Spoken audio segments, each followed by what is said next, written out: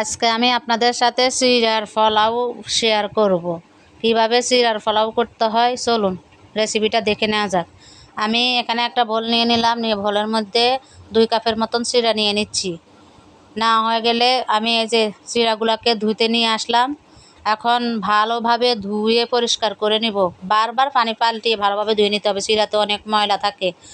আমি ভালোভাবে ধুয়ে পরিষ্কার করে নিয়ে এই যে একটা ছাকনার মধ্যে পানি ঝরতে দিয়ে দিলাম। পানি ঝরতে দিয়ে আমি এখানে ধনিয়া পাতা আর টমেটো কুচি আর বরবটি কুচি নিয়ে নিলাম, আর একটা ডিম নিয়ে নিলাম। নিয়ে এই যে চুলাতে চলে আসলাম। চুলার মধ্যে একটা ফ্রাই প্যান বসিয়ে দিলাম, তেল দিয়ে দিলাম পর্যাপ্ত পরিমাণে। তেলটা গরম হয়ে গেলে আমি এখানে পেঁয়াজ কুচি আর কাঁচামরিচ কুচি দিয়ে একটু নাড়াচাড়া করে নিচ্ছি। পেঁয়াজটা যখন নরম হয়ে যায় তখনই আমি এর মধ্যে বরবটি টমেটো অ্যাড করে দিচ্ছি। এগুলা দিয়ে এখন ভালোভাবে একটু নাড়াচাড়া করে নিতে হবে। ভালোভাবে নাড়াচাড়া করে নিয়ে যখন বরবটি আর টমেটোটা একটু ভাজা ভাজা হয়ে যাবে, তারপরে আমি এর মধ্যে একটা ডিম অ্যাড করে দিব। দেখুন প্রায় আমার টমেটো আর বরবটিটা একটু ভাজা ভাজা হয়ে গেছে, হালকা সিদ্ধও হয়ে গেছে। এর মধ্যে এখন আমি একটা ডিম অ্যাড করে দিচ্ছি। আপনারা চাইলে 2টা ডিমও ব্যবহার করতে পারেন, কমিয়ে বাড়িয়ে নিতে পারেন, সেটা আপনার স্বাদ অনুযায়ী আপনি নেবেন। ডিমটা দিয়ে এখন আমি ভালোভাবে নাড়াচাড়া করে নিচ্ছি। নিয়ে এই যে সব কিছুর সাথে একসাথে মিশিয়ে নিলাম। নিয়ে এই যে ভাজা ভাজা করে নিচ্ছি ভালোভাবে। নিয়ে এদের মধ্যখানে আমি একটু আদা বাটা আর জিরা বাটা রসুন বাটা দিয়ে দিচ্ছি। এই যে মাঝখানে এই তেলের মধ্যে আমি এগুলাকে একটু ভাজা ভাজা করে নিব, যাতে মশলার গন্ধটা বের হয়ে যায়।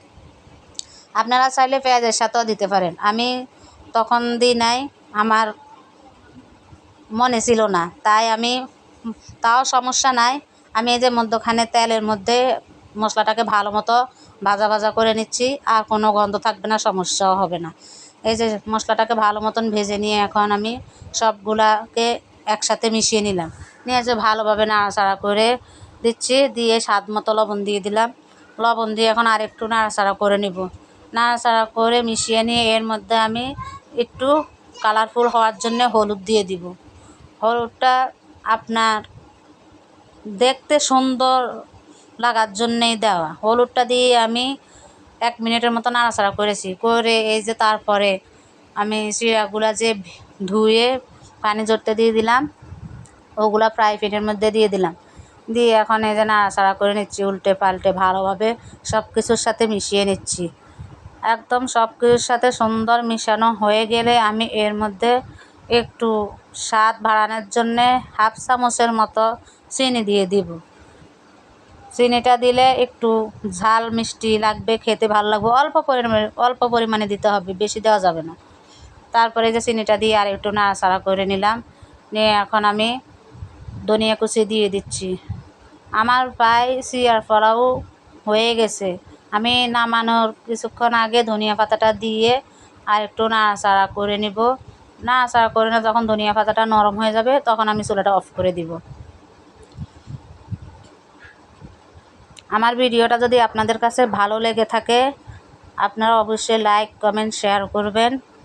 আর কে কোথা থেকে দেখছেন অবশ্যই কমেন্ট বক্স থেকে জানিয়ে যাবেন। আমার চিড়ার পোলাও হয়ে গেছে, আমি চুলা থেকে নামিয়ে নিলাম।